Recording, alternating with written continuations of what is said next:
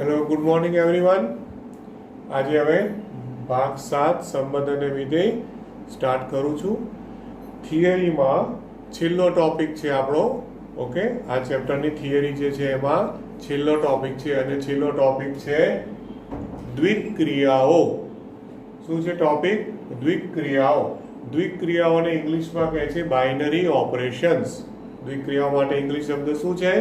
Binary operations.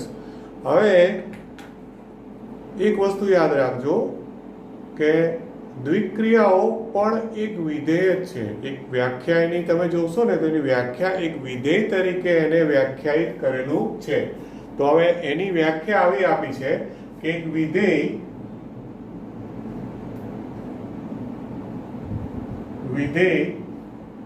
હવે એ જે વિધેય છે, આપણે સામાન્ય રીતે વિધેય માટે કયા સંકેત વાપરીએ છીએ? એફ, જી, એચ, બરોબર ને? આપણે આ બધા સંકેત વિધેય માટે વાપરીએ છીએ, રાઈટ? ઓકે, હવે એની બદલે અહીંયા એ લોકોએ દ્વિક્રિયાઓ માટે એક થોડો વિચિત્ર સંકેત વાપર્યો છે. હવે વિધેયને સંકેત આપ્યો છે સ્ટાર. વિધેય માટે શું કર્યો છે? સ્ટાર આપ્યો છે. પેલી ફૂદડી કરીએ ને એ. અને star from A cross A to A. જ્યાં A કોઈ પણ ગણ હોય તો એના પ્રદેશમાં શું લીધું? વિધેય સ્ટાર ફ્રોમ પ્રદેશમાં A cross A to A. આવું એક વિધેય લીધું અને આ વિધેયને ગણ A પરની, બરોબર છે, દ્વિક્રિયાઓ કહેવાય છે. આને શું નામ આપ્યું છે? દ્વિક્રિયાઓ કહેવાય છે. ઓકે, હવે આમ થોડું સમજવામાં, સંકેતમાં આપણને થોડું વિચિત્ર લાગે કે આવો સંકેત કેમ આપ્યો? સ્ટાર શું? એવું લાગે ને? એકચ્યુઅલમાં સ્ટાર એ એક સાંકેતિક છે. જ્યારે તમે દાખલો ગણતા હશો ને, રકમ તમને આપવામાં આવશે ને, તો એ સ્ટાર નહીં હોય, પણ એ સ્ટારની બદલે એ લોકોએ કંઈ પણ એનો ક્રિયા તરીકે, સ્ટાર તરીકે સરવાળો પણ લઈ શકો, સ્ટારની બદલે બાદબાકી પણ લઈ શકો, સ્ટારની બદલે ગુણાકાર, સ્ટારની બદલે ભાગાકાર. મતલબ સરવાળા, બાદબાકી, ગુણાકાર, ભાગાકાર આવી કોઈ પણ ક્રિયાથી તમને એમાં રકમ આપેલી હશે. હજુ કન્ફ્યુઝન થતું હોય સમજવામાં તો હમણાં જ આજે જ આપણે આના થોડા ઉદાહરણો એના સાંકેતિક સ્વરૂપમાં જોઈશું, એટલે તમને વધારે સ્પષ્ટ થશે. ઓકે, હવે આ દ્વિક્રિયાઓ શું કહે છે? Star from A cross A to A. હવે આને છે ને દોસ્તો, તમે આપણે વિધેય ચેપ્ટર યાદ કરો તો વિધેયમાં તમે આવી રીતે લો છો, યાદ છે ને, કે અહીંયા A હોય ને B હોય, અહીંયા X હોય તો X નું પ્રતિબિંબ Y મળે. ઓકે, અને Y બરાબર શું કહો છો? Fx. ઓકે, આવું આપણે વિધેયમાં ઓલરેડી ભણ્યા છીએ. હવે અહીંયા ધારો કે આ જ વસ્તુને મારે તમને સમજાવ્યું હોય તો અહીંયા શું છે દોસ્તો, યાદ રાખજો, આમાં બે ગણ છે તો એમાં પ્રદેશમાં શું છે? અહીંયા A ક્રોસ A છે અને આ બાજુ શું છે? A. ધ્યાન આપજો, પ્રદેશ A ક્રોસ A, આ બાજુ A. હવે અહીંયા A ક્રોસ A માં મારે ઘટકો લખવા હોય તો A ક્રોસ A એટલે કાર્તેજીય ગુણાકાર છે. કાર્તેજીય ગુણાકાર ના સભ્યો એટલે શું થાય? ક્રમયુક્ત જોડો, ક્રમયુક્ત જોડ. એટલે અહીંયા ધારો કે હું એક ક્રમયુક્ત જોડ લઉં AB. ક્રમયુક્ત જોડ શું લઉં છું? AB. ઓકે, તો આ AB છે એનું અહીંયા પ્રતિબિંબ મળે. જેમ કે X નું પ્રતિબિંબ Y છે, પણ આપણે Y ને શું નામ આપીએ? Y એટલે ખરેખર શું છે? Fx છે, રાઈટ? Y એટલે Fx છે. એટલે કારણ કે આમાં શું છે? આ જે મેં આપ્યું એમાં વિધેય અહીંયા F છે. વિધેય શું છે? F. હવે અહીંયા આપણને વિધેય તરીકે શું આપ્યું છે? સ્ટાર. ઓકે, તો AB છે તો AB નું પ્રતિબિંબ મારે લેવું હોય તો AB નું પ્રતિબિંબ સંકેતમાં શું લેવાય? Star AB. શું કહેવાય? Star AB. સમજો, X નું Fx થાય, X નું પ્રતિબિંબ શું થાય? Fx થાય. તો એવી રીતે કોઈ પણ ક્રમયુક્ત જોડ AB હોય તો AB નું પ્રતિબિંબ શું થાય? Star AB. ખ્યાલ આવે છે આમાં? Okay, right? તો આ મેં આકૃતિથી જે સમજાવ્યું ને હવે ટેક્સ્ટ બુક જો બધા ખુલ્લી રાખો, આ દ્વિક્રિયાની વ્યાખ્યા આપી છે પાના નંબર 17. પાના નંબર 17 એમાં એવું કીધું છે કે ગણ એ પર વ્યાખ્યાયિત દ્વિક્રિયા સ્ટાર, એટલે મેં સ્ટાર તરીકે લીધું છે, star A cross A to A છે, અને star of A B A cross B વડે દર્શાવ. અહીંયા જો આવું લખ્યું છે દ્વિક્રિયાને એને સ્ટાર, અને star A cross A to A છે, બરોબર છે, અને star of A B A cross A star B વડે દર્શાવીએ છીએ. એટલે સ્ટાર ઓફ એ બી ને કઈ રીતે દર્શાવવાનું, જેવી રીતે અહીંયા y બરાબર fx લખ્યું ને, તો અહીં આપણે યાદ રાખજો કે સ્ટાર ઓફ એ બી ને એ સ્ટાર બી વડે દર્શાવીશું. ઓકે,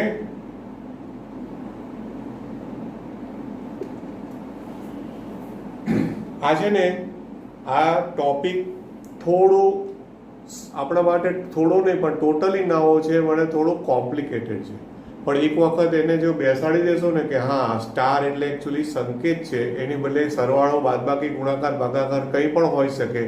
ફોર એક્ઝામ્પલ આ જે મેં લખ્યું ને અહીંયા, કેમ આપણે fx બરાબર y લખ્યું, એવી રીતે સ્ટાર ઓફ એ બી લખો અથવા તો સ્ટાર ઓફ એ બી બરાબર એ સ્ટાર બી, એટલે એ અને બી નું કંઈ પણ જે star of A B is equal to A star B. હવે ફોર એક્ઝામ્પલ તમને કહું, દાખલા તરીકે સપોઝ હું આવું લખું પ્લસ ઓફ એ બી, તો પ્લસ એ બી નો મતલબ શું સમજવાનો, એ પ્લસ બી.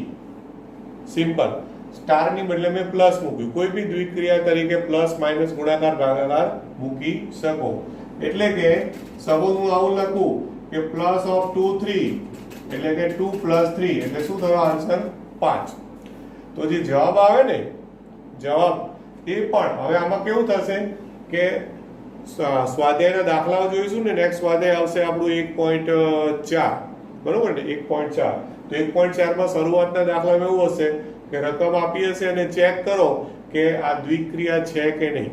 તો દ્વિક્રિયા છે કે નહીં કેવી રીતે ચેક થશે, તો કે આવી રીતે કિંમતો મૂકી અને જે જવાબ આવે ને એ જવાબ એ આ સહપ્રદેશમાં હોવો જોઈએ. સહપ્રદેશ એટલે સહપ્રદેશમાં જે પણ આપ્યું હોય એ, અહીંયા તમને z ક્રોસ z2 z પણ આપ્યું હોય, અહીંયા તમને r ક્રોસ r2 r પણ આપ્યું હોય, n ક્રોસ n2 n પણ આપ્યું હોય, z પ્લસ થી z plus cross z plus 2 z plus પણ આપ્યું હોય, કંઈ પણ આપેલું હશે.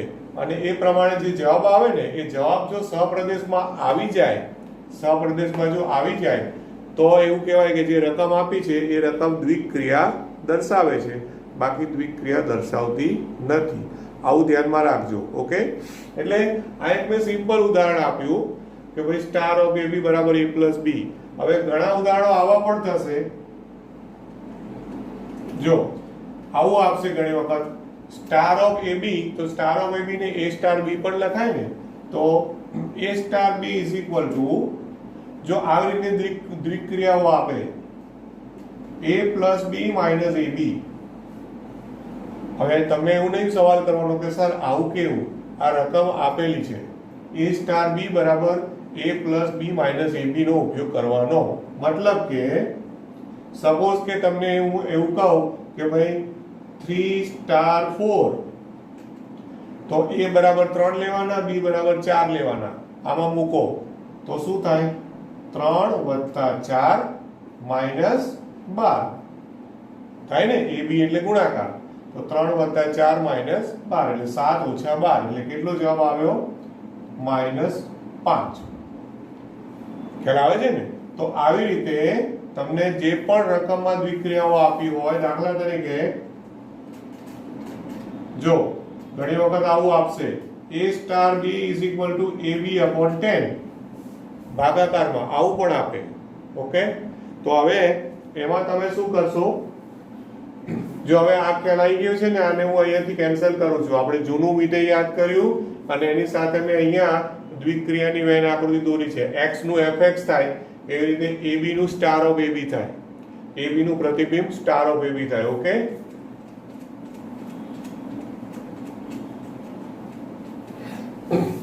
હવે જો a સ્ટાર b બરાબર ab upon 10 હોય તો એના માટે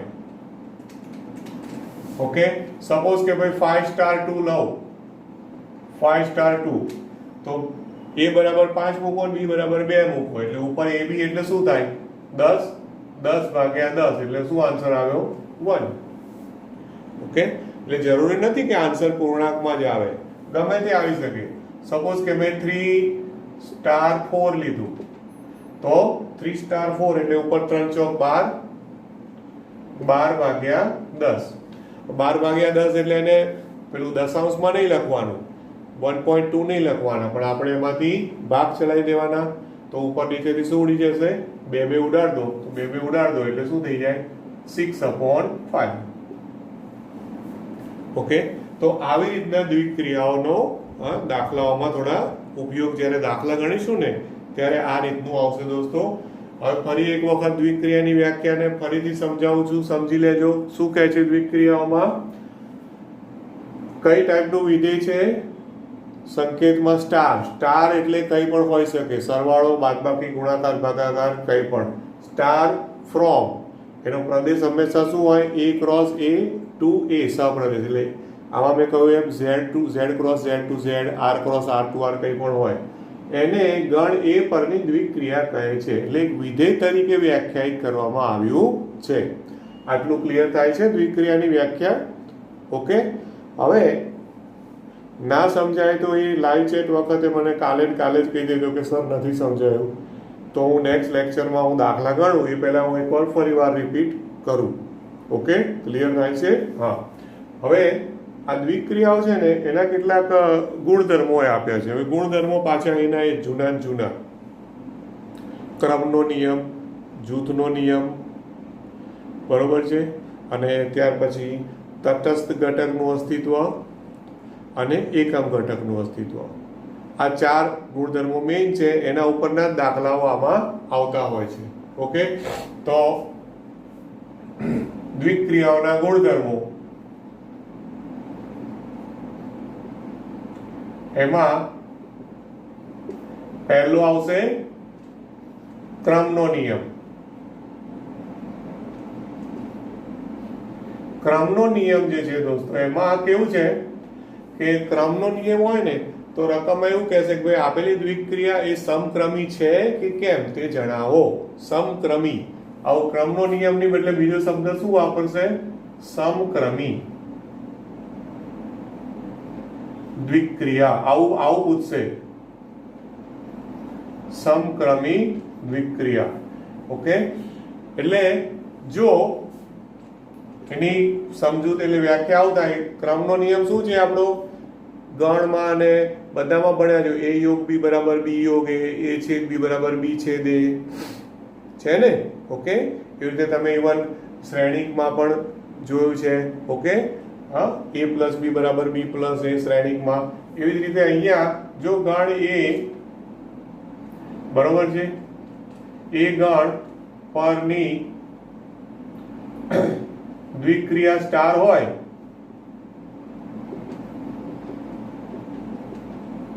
બરોબર તો સ્ટાર માટે જો a star okay b is equal to b star a ક્રમનો નિયમ એટલે શું a star b is equal to b star a same પેલું a યોગ b બરાબર b યોગ a જો આવું થાય ઓકે તો એને ક્રમનો નિયમ કહેવાય છે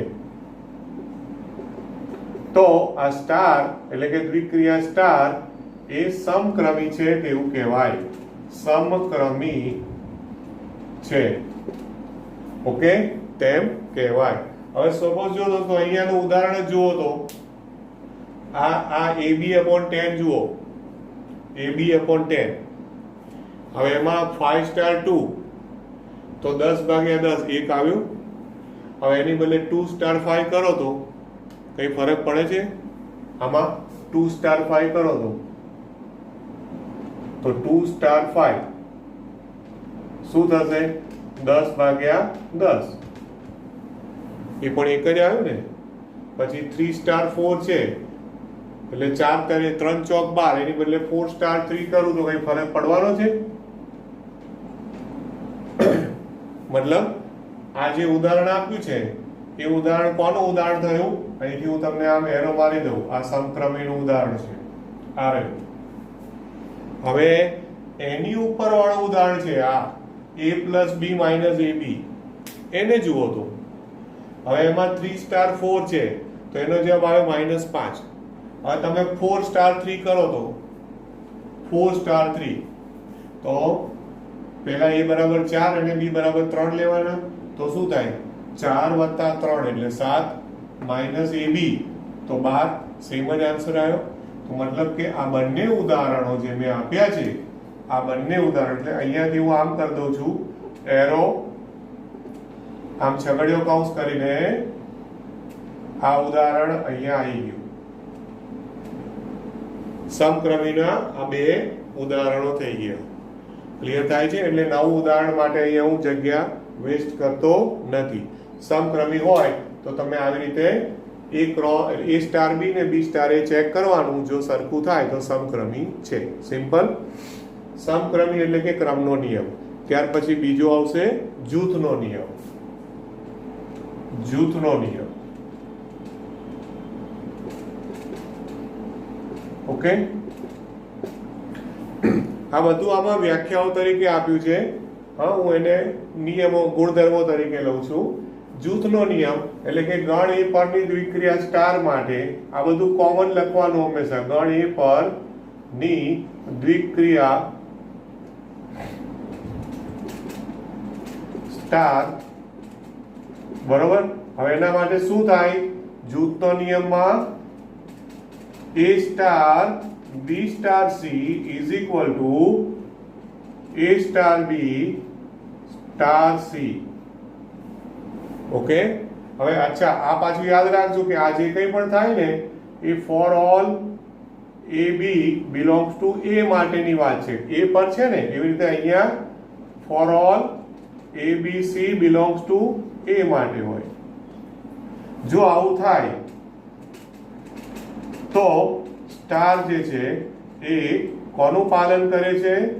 જૂથના નિયમનું. જૂથના નિયમનું પાલન કરે છે. ઓકે દોસ્તો, આટલું ક્લિયર થયું? બે નિયમો, ક્રમનો નિયમ અને જૂથનો નિયમ. ઓકે, હવે આપણે આના પછી બીજા બે લઈશું. એ છે તટસ્થ ઘટક. તટસ્થ ઘટક નું અસ્તિત્વ અને એકમ ઘટક. તટસ્થ ઘટક અને એકમ ઘટક બે વધારે આઈએમપી છે આ બંને કરતા. ઓકે, હવે આપણે એ લઈએ છીએ.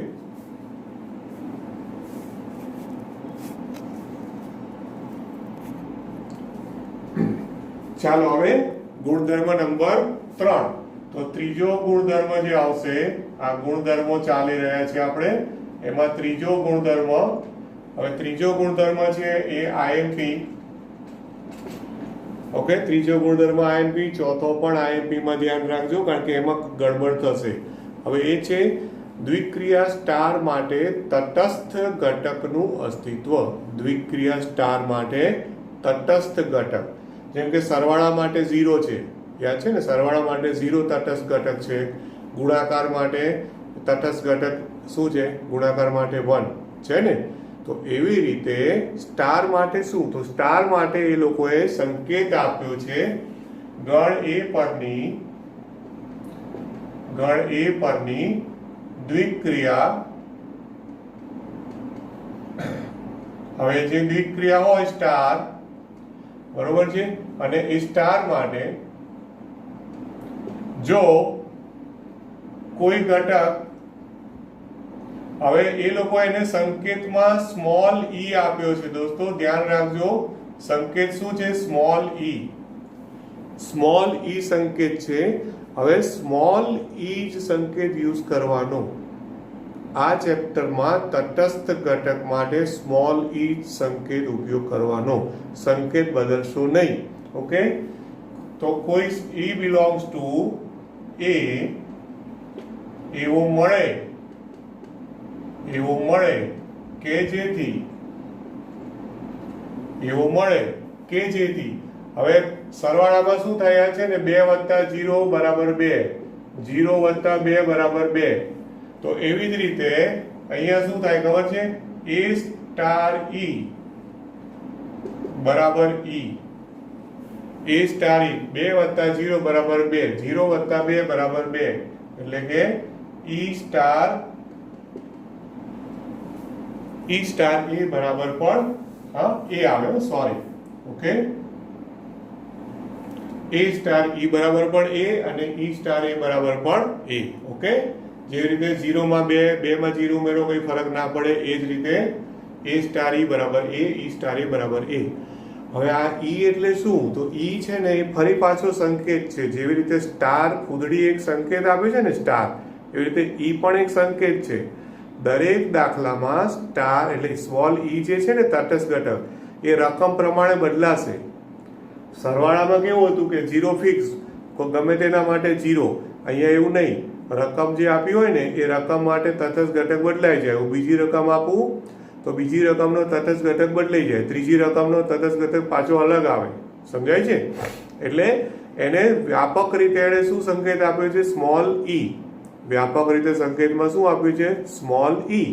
તો એ સ્મોલ E કંઈ પણ આવી શકે. જે દાખલાઓ ગણીશું ત્યારે આપણને ખ્યાલ આવશે, ઓકે. તો જો આવું થાય, ઓકે, તો જો E છે એ E ને શું કહેવાશે? આ E છે એ A બિલોંગ્સ ટુ A નો તટસ્થ ઘટક કહેવાય. બરોબર છે? બરોબર છે? તટસ્થ ઘટક. અથવા તો સ્ટાર પરનો E ને શું કહેવાય? આપણે એ રીતના લખીએ વ્યાપક રીતે કે દ્વિક્રિયાનો તટસ્થ ઘટક છે. દ્વિક્રિયા સ્ટારનો તટસ્થ ઘટક કહેવાય.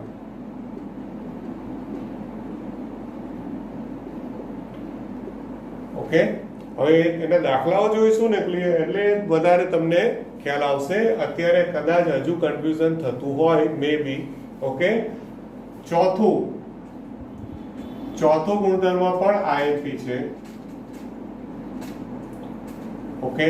હવે એ છે તટસ્થ ઘટક જેમ લીધો ને એવી રીતે હવે એકમ ઘટકનું અસ્તિત્વ, ઓકે. તટસ્થ ઘટકની જેમ એકમ ઘટક. હવે જો આપણે ગુણાકાર હોય તો ગુણાકારમાં શું કહો છો? આ રીતે કહો છો ને, ગુણાકાર હોય તો 2 સ્ટાર 1/2, તો 2 અને 1/2 ગુણાકાર 1 આવ્યો એટલે શું કે 2 નો વ્યસ્ત, આવું કહો છો ને, 2 નો વ્યસ્ત, ઓકે, રાઈટ. હવે જો આ બધું જે અત્યારે સમજાઈ રહ્યું છું ને એ ટેક્સ્ટ બુક ખુલ્લી રાખશો તો પાના નંબર 19 ઉપર સમક્રમી આપ્યું છે વ્યાખ્યા તરીકે. પાના નંબર 20 ઉપર બીજી વ્યાખ્યા નંબર 12 આપી છે, જૂથનો નિયમ આપ્યો છે. પછી વ્યાખ્યા નંબર 13 એ તટસ્થ ઘટકની છે. તો તટસ્થ ઘટક એ આપણે આ લખ્યું સ્ટારનો તટસ્થ ઘટક, બરોબર છે. અને ત્યાર પછી પાના નંબર 21 ઉપર વ્યાખ્યા નંબર 14 આપ્યું છે, બરોબર છે. તો એને શું નામ આપ્યું છે હવે? વ્યસ્ત ઘટક. આ પણ IMP છે.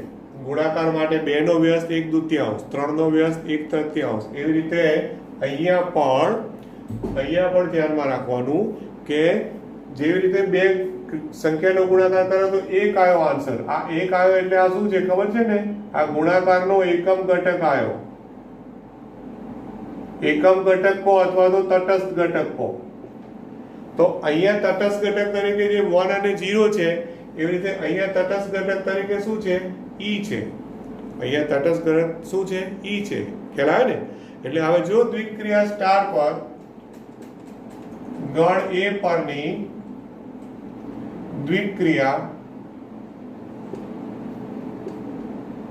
બરોબર છે, સ્ટાર માટે જો કોઈ A બિલોંગ્સ ટુ A ને સંગત આપણને B બિલોંગ્સ ટુ A એવો મળે, ધ્યાન આપજો, એવો મળે કે જેથી હવે તમે જો A અને B નું દ્વિક્રિયા કરો A સ્ટાર B, તો જેવી રીતે 2 અને 1/2 નો ગુણાકાર કરે તો 1 આવ્યો, રાઈટ. એટલે કે શું આવ્યો? તટસ્થ ઘટક. ગુણાકારનો તટસ્થ ઘટક અથવા એકમ ઘટક આવ્યો. એવી રીતે આનો આન્સર શું આવવો જોઈએ? E આવવો જોઈએ. કેટલો આવવો જોઈએ? E, okay. A star B બરાબર શું આવવું જોઈએ? E. અથવા તો B સ્ટાર A કરો તો પણ એનો આન્સર શું આવવો જોઈએ? ઈ. જો આવું થાય તો બી ને આજે એ નો શું કહેવાશે? વ્યસ્ત ઘટક કહેવાય. વ્યસ્ત ઘટક કહે છે. એને સંકેતમાં એ ઇન્વર્સ વડે દર્શાવાય. સંકેતમાં શું દર્શાવવાનું છે? એ ઇન્વર્સ વડે દર્શાવાય છે. ઓકે, માટે b શું થાય? એ ઇન્વર્સ થાય. તો હવે એટલે કે a સ્ટાર b, તો b ની બદલે a ઇન્વર્સ લખી નાખો. એટલે કે a star a inverse is equal to e is equal to a inverse star a લખાય. ખબર પડે છે? તો હવે મને કહો, એક સવાલ છે મારા મનમાં. હવે એ સવાલ એવો છે કે જો મને તટસ્થ ઘટક, કોઈ દાખલો આપું તમને, દાખલામાં તટસ્થ ઘટક અને એકમ ઘટક બંને શોધવાનું કહેવામાં આવે. શું કહે? તટસ્થ ઘટક અને એકમ ઘટક બંને શોધવાનું કહેવામાં આવે. તો તમારે પહેલું કયું શોધાય? પહેલો આ એકમ ઘટક એટલે સોરી વ્યસ્ત ઘટક. તો પહેલું કયું શોધવાનું? વ્યસ્ત શોધવાનું કે પહેલું તટસ્થ શોધવાનું? બોલો, કોઈ આઈડિયા આવે છે? પહેલું વ્યસ્ત શોધાય કે પહેલું તટસ્થ શોધાય? તો પહેલું તટસ્થ જ શોધાય. કોઈ કારણ? વ્યસ્ત પહેલું કેમ ના શોધાય? ઓકે, એનું રીઝન છે દોસ્તો, એવું બનશે કદાચ કોઈ દાખલો એવો આપવામાં આવશે જેમાં તટસ્થ ઘટક ના મળે. શું થાય? તટસ્થ ઘટક જ ના મળે. હવે માની લો કે તટસ્થ ઘટક એટલે કે ઈ, તટસ્થ ઘટક માટે કયો સંકેત આપ્યો છે? ઈ સંકેત. સપોઝ તમને ઈ જ ના મળ્યો દોસ્તો, સમજણ પડે છે? તમને ઈ જ ના મળ્યો તો પછી આ a સ્ટાર b બરાબર ઈ તમે લાવશો ક્યાંથી? ક્લિયર થાય છે? એટલે જ્યારે મને તટસ્થ ઘટક અને વ્યસ્ત ઘટક બંનેની વાત પૂછવામાં આવે તો પહેલા હું ક્યારે પણ ઇન્વર્સ એટલે કે વ્યસ્ત ઘટક શોધી શકું નહીં. ઓકે, એટલે વ્યસ્ત ઘટક છે એ વ્યસ્ત ઘટકનો શું પ્રોબ્લેમ થાય કે જો તટસ્થ ઘટક મળે તો વ્યસ્ત મળે, બાકી વ્યસ્ત ના પણ મળે. એટલે વ્યસ્તનું અસ્તિત્વ હોય પણ ખરું, ના પણ હોય. એટલે પહેલા હંમેશા શું શોધવાનું? પહેલા તટસ્થ ઘટક જ શોધવાનો, અને તટસ્થ ઘટક મળે પછી તમે વ્યસ્ત ઘટક શોધી શકશો.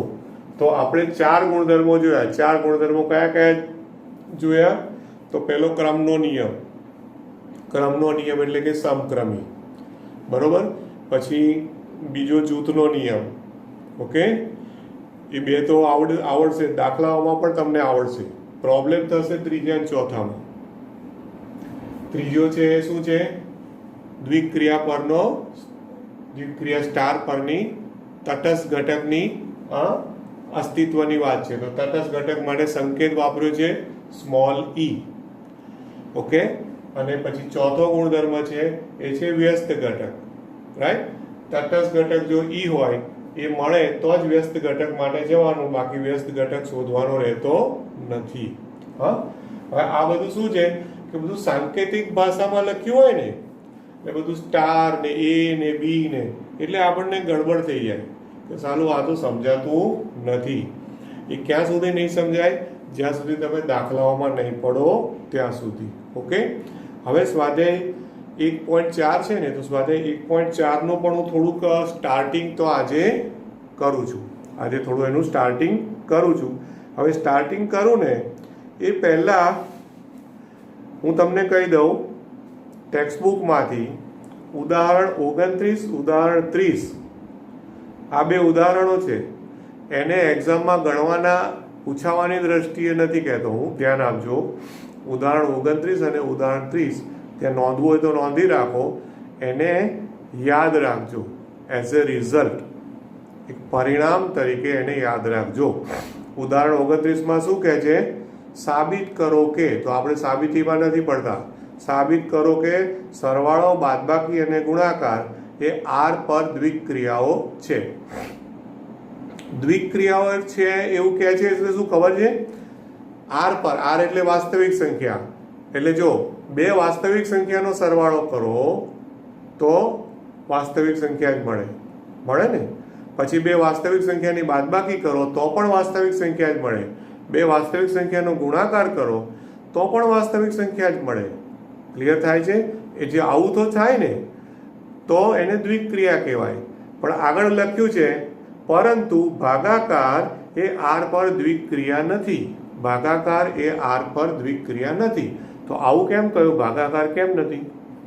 કે ભાગાકારમાં આર પર લખ્યું છે, આરમાં 0 આવે, 0, તો શું પ્રોબ્લેમ થાય? છેદમાં 0 આવી ગયો તો શું થાય? લોચો પડે ને.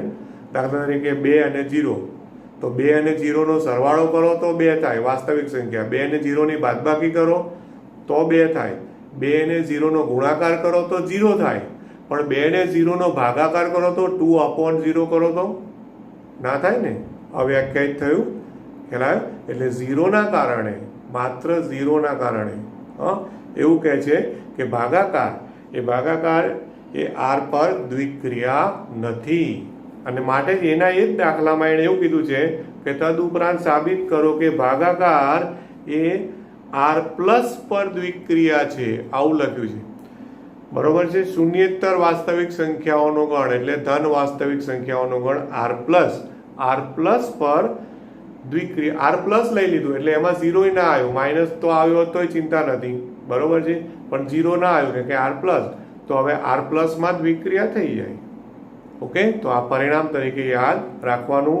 ઉદાહરણ નંબર 30, ઉદાહરણ 30 છે એને પણ યાદ રાખજો, સાબિતીમાં નથી પડવું. સાબિત કરો કે બાદબાકી અને ભાગાકાર n પર દ્વિક્રિયાઓ નથી. સિમ્પલ. બાદબાકી કેમ નથી? દાખલા તરીકે 2 અને 3, તો 2 અને 3 ની બાદબાકી કરો તો 3 ઓછા 2 કરો તો 1 આવ્યું, પણ 2 ઓછા 3 કરો તો -1 આવ્યું. તો -1 બિલોંગ્સ ટુ n નથી, does not belongs to n. તો બાદબાકી કરો ને તો એ પણ n માં આવે તો દ્વિક્રિયા કહેવાય, પણ n માં આવ્યું નહીં. એવી જ રીતે ભાગાકાર તો નથી જ, કારણ કે પ્રાકૃતિક સંખ્યાઓમાં તો કોઈ અપૂર્ણાંક સંખ્યાઓ આવતી જ નથી. તો તમે 2 અને 3 લો તો 2/3 તો does not belongs to n છે જ. સિમ્પલ. એટલે 29 અને 30મું ઉદાહરણ છે, મેં તમને કહ્યું એ રીતે એને ખાલી યાદ રાખજો. ઓકે, ક્લિયર થાય છે ને? ચલો હવે પેજ નંબર 21 પર આવી જજો. પેજ નંબર 21માં હું સ્વાધ્યાયની શરૂઆત કરીને ખાલી એનો એક જે પહેલો દાખલો છે એની એટલીસ્ટ ચર્ચા કરું છું, ટાઈમ રહેશે તો. પછી હું બીજો દાખલા પર જઉં છું. પહેલો દાખલો સ્વાધ્યાય 1.4.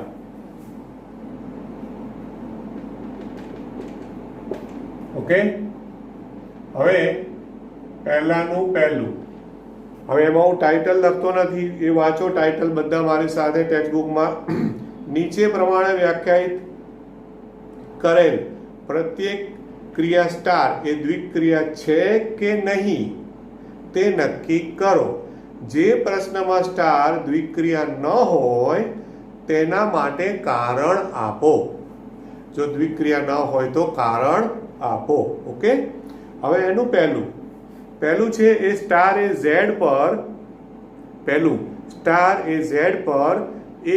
a સ્ટાર b બરાબર a માઇનસ b દ્વારા વ્યાખ્યાયિત છે. જો પહેલું છે એ સ્ટાર એ ઝેડ પર આવું લખ્યું છે. ઝેડ છે કે ઝેડ પ્લસ છે? ઝેડ પ્લસ છે. એટલે કે ઝેડ પ્લસ પર. તો યાદ રાખજો કે જ્યારે પણ તમારે દ્વિક્રિયા લખવાની આવે ને તો દ્વિક્રિયાને કઈ રીતે લખાય? સ્ટાર ફ્રોમ, જેમ વિધેય લખો ને પ્રદેશ, એટલે ઝેડ પ્લસ છે તો ઝેડ પ્લસ એટલે Z plus to Z plus, sorry Z plus cross Z plus to Z plus. આ કેમ લખ્યું? હમણાં આની આગળનું જ આપણું ડિસ્કશન આજનું જ. દ્વિક્રિયાની વ્યાખ્યામાં શું છે? કઈ રીતની વ્યાખ્યા લખેલી હમણાં જ? સ્ટાર ફ્રોમ, શું હતી વ્યાખ્યા? a cross a to a. આપણી વ્યાખ્યાની શરૂઆત જ છે. Star from A cross A to A એટલે Z પ્લસ છે તો Z plus cross Z plus two Z plus, કે જ્યાં શું આપ્યું છે, A star B is equal to A minus B. બરોબર છે, જ્યાં A star B okay is equal to A minus B આવું આપેલું છે. હવે અદ્વિક્રિયા છે કે કેમ તે જણાવો. બરોબર, હવે આમાં જુઓ કે Z પ્લસ એટલે શું, ધન પૂર્ણાંક, ખાલી ધન પૂર્ણાંક આવશે કે એમાં 0 આવે Z પ્લસમાં, બોલો. Z પ્લસ લો તો Z પ્લસ એટલે ધન પૂર્ણાંક છે. બરોબર છે, ઓકે.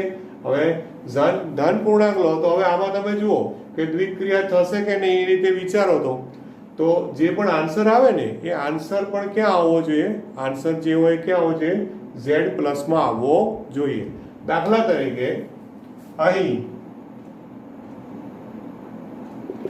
હવે આ Z આમાંથી કોઈ ક્રમયુક્ત જોડ લઉં, દાખલા તરીકે મેં 2 3 લીધી, 2 3 belongs to Z plus cross Z plus માટે.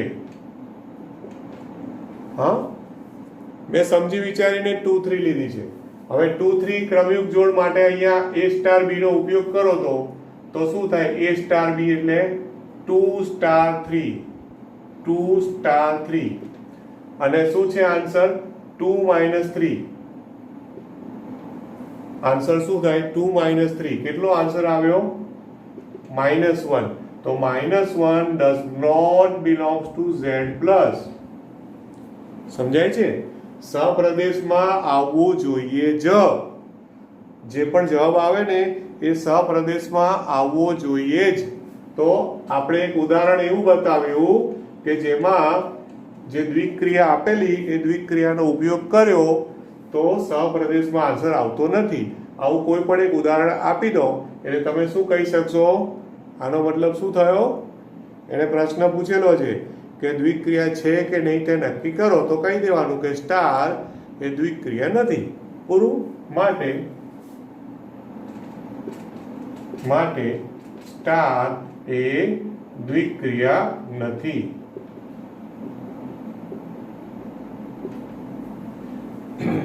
બરોબર છે, બોલો, ક્લિયર થાય છે. હવે એમાંથી હજી બીજો એકાદ દાખલો લઉં છું, એમાંથી બીજો લઉં છું. ફરી પાછું Z પ્લસ ઉપર છે, દાખલા નંબર બીજો જ લઉં. આમ તો ઇઝી છે પણ તોય લઈ લઉં છું બીજું. હવે એમાં જે રકમ આપી છે એ Z પ્લસ ઉપર છે એટલે હું હવે અત્યારે ડાયરેક્ટ લખું છું star from Z plus cross Z plus two Z plus, કે જ્યાં ઓકે જ્યાં શું રકમ આપી છે, A સ્ટાર B બરાબર AB, A સ્ટાર B બરાબર AB આપેલું છે. ઓકે, આવું આપેલું છે. તો હવે જુઓ ઉપર A માઇનસ B હતું એટલે પેલું 2 3 લીધા તો 2 માઇનસ 3 માઇનસ 1 આવ્યો. પણ અહીંયા તો ગુણાકાર છે. હવે ગુણાકાર કરો તો કોઈ પણ ક્રમયુક્ત જોડ Z પ્લસ માંથી લો અને પછી એનો તમે ગુણાકાર કરશો તો બધું પ્લસ પ્લસ જ હોય તો પ્લસ પ્લસ નો ગુણાકાર એ પ્લસ જ થવાનો ને. એટલે આમાં બધું જ આવવાનું AB belongs to Z plus આવશે. આપણે અહીંયા જોઈએ એટલે આમાં હવે ઉદાહરણ નહીં આપવાનું, વ્યાપક લખી નાખવાનું કે અહીં પ્રત્યેક AB belongs to Z plus માટે, Z plus cross Z plus માટે, પ્રત્યેક AB belongs to Z plus cross Z plus માટે જોઈ શકાય છે, જોઈ શકાય જેવું લખી નાખવાનું અથવા તો સમજી શકાય છે, મતલબ સ્પષ્ટ છે કે A star B is equal two AB લો તો AB એ હંમેશા કેવું આવવાનું છે, બિલોંગ્સ ટુ Z પ્લસ જ આવશે. બરોબર. ઝેડ પ્લસ થવાનું કારણ શું છે? કારણ કે એ અને બી બંને બિલોંગ્સ ટુ ઝેડ પ્લસ હોય ને, કારણ કે એ બિલોંગ્સ ટુ પણ ઝેડ પ્લસ હોય અને બી બિલોંગ્સ ટુ પ્લસ, બંને ઝેડ પ્લસ જ છે, કારણ કે Z plus cross Z plus એટલે બંને ધન પૂર્ણાંક છે, તો ગુણાકાર સેમ ધન પૂર્ણાંક આવે જ. તો એનો મતલબ શું થયો કે આ દ્વિક્રિયા છે. માટે તમે શું કહેશો કે જે રકમ આપી છે એ રકમમાં કહી દેવાનું કે એ દ્વિક્રિયા છે. બરોબર, દ્વિક્રિયા છે આટલું કહી દેવાનું. Okay, right. હજુ જગ્યા છે તો હજુ એકાદો દાખલો તમને બતાવું આમાંથી. દાખલા તરીકે હવે જો ત્રીજો છે આર પર છે. હવે પહેલા મોડે જ ચર્ચા કરી દઉં છું. આર ઉપર છે તો આર ઉપર છે એટલે a star b is equal two ab square આવી રકમ આપી છે. a star b is equal two ab square અને આર ઉપર છે તો બોલો સિમ્પલ છે, દ્વિક્રિયા થવાની છે, કારણ કે a belongs to R, b belongs to R લઈ લો તો તમે ab સ્ક્વેર કરો તો ab સ્ક્વેર બધું બિલોંગ્સ ટુ આર થવાનું જ છે, એમાં કોઈ આર ની બહાર જવાનો પ્રશ્ન જ નથી. એટલે ત્રીજો દાખલો છે એ પણ દ્વિક્રિયા છે કે નહીં? ઓકે. ચોથો દાખલો લઉં છું એ ઝેડ પ્લસ ઉપર a સ્ટાર b બરાબર mode of a minus b. ચોથો દાખલો. ઓકે, ફરી પાછું ઝેડ પ્લસ જ છે. Z plus cross star from Z plus cross Z plus to Z plus કે જ્યાં શું આપી છે રકમમાં a star b is equal to a star b is equal two mode a minus b. a star b is equal two mode a minus b આવી રકમ આપી છે. હવે ધન પૂર્ણાંક લો, પણ એમાં એવું નથી કીધું કે ધન પૂર્ણાંકમાં એવું નથી કહ્યું કે a અને b જુદા જુદા લો, એવું તો કહ્યું નથી. a અને b સેમ પણ હોઈ શકે કે નહીં? હવે સપોઝ હું a અને b સેમ લઉં, સપોઝ મેં લીધા 3 3, a બરાબર 3 b બરાબર 3 લો તો જો શું થાય, 3 3 belongs to z plus cross z plus લો. હવે એને આમાં મૂકો તો શું થાય, 3 સ્ટાર 3 તો મોડ્યુલસ ઓફ 3 માઇનસ 3 શું આન્સર આવ્યો? 0. પણ 0 તો z પ્લસમાં નથી. 0 જે છે એ 0 does not belongs to z plus. મતલબ આવું તમે 1 1 લઈને બી બતાવી શકો, 1 1 2 2 3 3 4 4 કંઈ પણ બધાનો આન્સર 0 આવશે જે z પ્લસમાં નથી. અને z પ્લસમાં નથી એનો મતલબ કે આન્સર સપ્રદેશમાં ના આવ્યો, અને સપ્રદેશમાં ના આવ્યો એટલે તમે શું કહી શકશો કે માટે સ્ટાર એટલે કે આ દ્વિક્રિયા, આ સ્ટાર એ દ્વિક્રિયા નથી. દ્વિક્રિયા છે કે નહીં નક્કી કરવાનું છે. માટે તમે શું કહેશો કે સ્ટાર એ દ્વિક્રિયા નથી. બોલો આટલું ક્લિયર થાય છે? ઓકે, એની ડાઉટ હોય તો મને લાઈવ ચેટ વખતે જ કહેજો દોસ્તો ખાસ. ઓકે,